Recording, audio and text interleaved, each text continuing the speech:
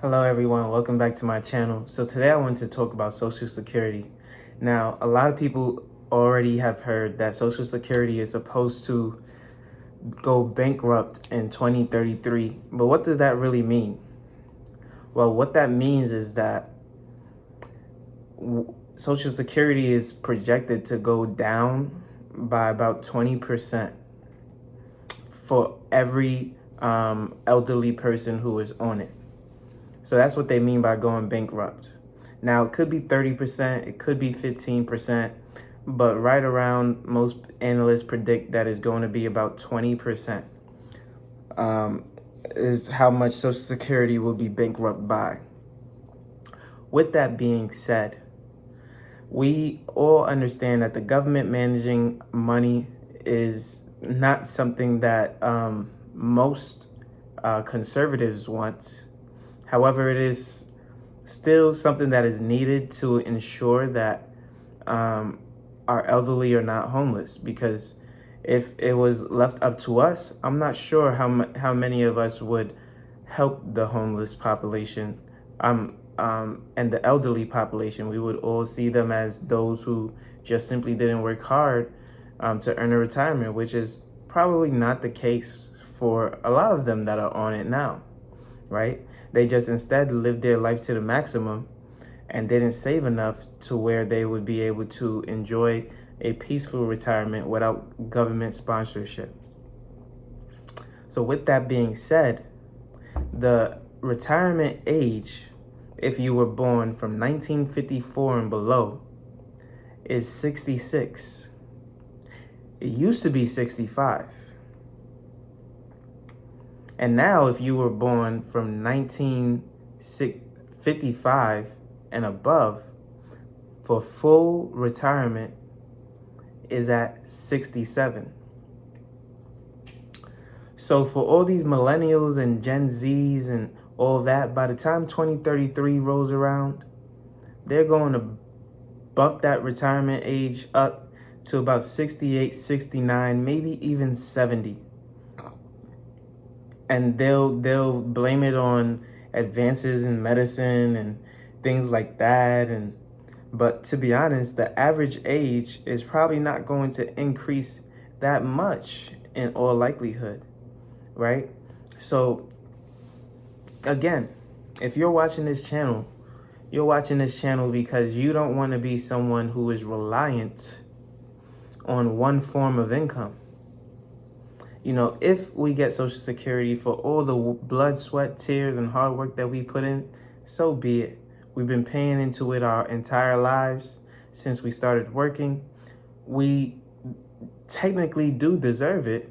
But if you're like me, if you have the mindset that I have, if you're a go-getter, if you're someone who believes that you can eat what you kill, then you will go out there and you will say, whether or not Social Security is around for me, I will be just fine. And so with that mindset, I step into the world and I ask myself, what investments, what income streams, what skills am I learning that will allow me to be fruitful in my retirement years and live a decent and comfortable life?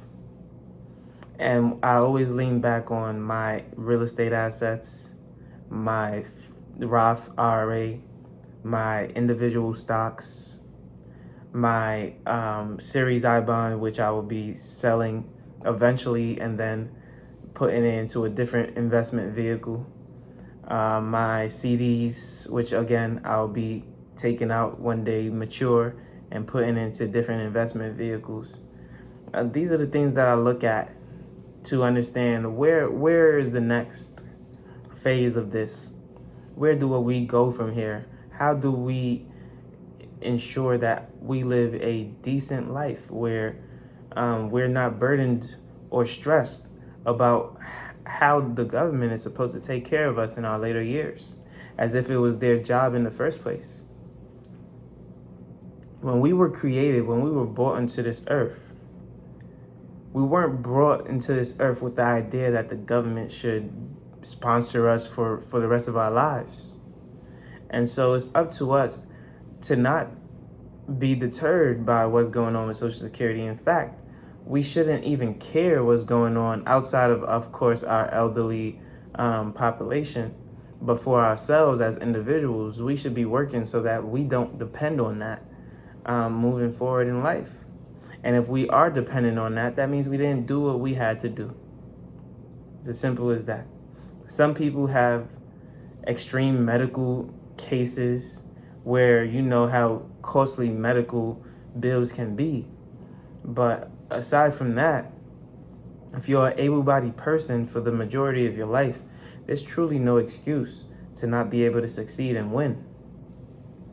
And so I just wanted to bring that to your attention because I understand that in 2033, Social Security is going to drop like a rock and people will be in another recession. As soon as that happens, our elderly already don't spend that much. But now the groceries are going to get cut, going out, gassing is going to get cut. The little mom and pop diners and coffee shops, they're going to see losses. All of that stuff, all the little things that our elderly tend to enjoy, the beauty of being retired, you'll start to see a lot of that disappear because that 20% was their fun money. That 20% was what they banked on in order to enjoy themselves and live. Now they'll just be surviving. And there's a difference between living and surviving. And it's very, very unfortunate that that is going to be the case. But in literally 1 decade is when that is projected to happen. And knowing our government and how we spend money, it'll probably be quicker than that, maybe 8-7 years. So again, what strategies are you implementing so that you are not someone who is reliant on these things? You see, a lot of people are short-term minded. They think about today. They'll tell you things like, we're not going to live to see another day. We're not going to live to see tomorrow. I don't know if I will live to see tomorrow, right? Those are the things that people tend to put into your ear, like, we must live now or we never will. But in reality, the way that I've lived my life, the way that I've structured my life has allowed me to have a financial peace and financial freedom that I wouldn't have had I taken that advice. Had I lived my life on the edge, I wouldn't be able to sit in this home. I wouldn't be able to have had another property. I wouldn't be able to drive my car paid off. I wouldn't be able to buy all the food that I want. I wouldn't be able to live the way I want to live. I wouldn't be able to throw parties for my family and friends and strangers just because I have the means to do so. So understand, like, we can't have a short-term mindset. We have to have long-term thinking. 50% of people never think long-term. How are you supposed to win when you never think long-term? Unless you hit the lottery, then, I mean, you know, every 1 in a trillion people, they'll get that opportunity. But for the everyday person, the one who is not just that lucky, how are we supposed to win out here? We gotta think long term. We have to have a mindset of a winner. We have to invest in our health. We have to say, I am going to live long and therefore I must win. I must do what winners do. I must not invest in liabilities. I must invest in assets. I must grow my net worth. I must not allow myself to be in the same position. Every single year I have the same goal, and that goal is to increase my net worth. And I have specific numbers that I must reach every single year. It's not that I have to do it, but it's just a goal of mine every single year. By the December, that is my path. I am so focused for those first 3 months. It's as if I'm broke. But in reality, I had more money than I had last year. And so again, I implore you to think about your future because again, 50% of people don't. So what are you going to do? What streams of income are you going to produce in order to live the life that you want to live, in order to live in abundance? If you like this video, make sure you leave a like, comment, and subscribe. You know I post every single day at 8 a.m. daily, and I can't wait to see you in the next one. Peace.